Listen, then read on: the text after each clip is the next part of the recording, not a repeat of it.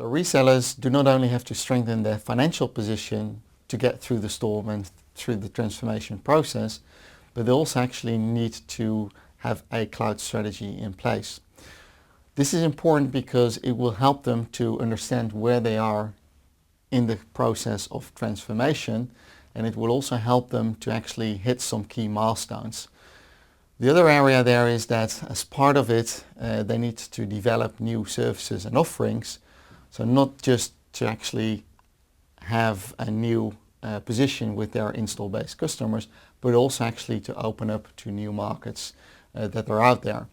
They also need to realize that if they do not do that, that actually those install base customers at some point will either move or turn their backs to them and go to new entrants in the market that actually do provide that. So they have to really adapt to the new needs that their customers are having. In some instances, there is end user customers that are very eager and very tempting to start this ASAP. And in some other instances, resellers actually have an install base where maybe people are less likely to adopt in a short period of time. Nevertheless, people need to do that in order to actually safeguard their install base customers.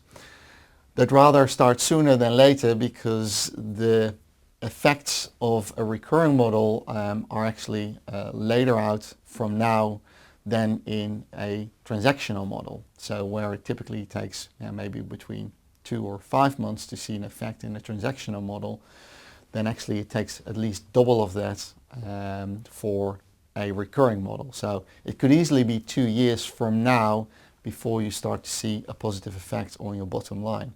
Yet, the bottom line is not endless, because at the end of the day you have to make sure that you stay financially sound as an organization, and you want to make sure that the value of your organization is going to increase through this transformation process, whereby it's either for yourself or for your shareholders beneficial that you have gone through this transformation process by adding the value and therefore staying also relevant in the marketplace.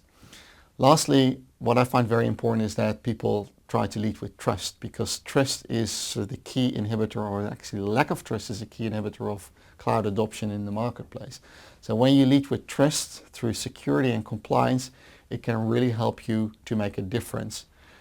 And also on the back of that, make sure that you put your attention, whether it's money, people and time, in your core areas, and therefore actually consider to move out of the non-core areas and leave that to other people to take care of, because the consumption and the production is going to be separated more and more, and you need to actually consider where do you want to play a role for now and in the near future.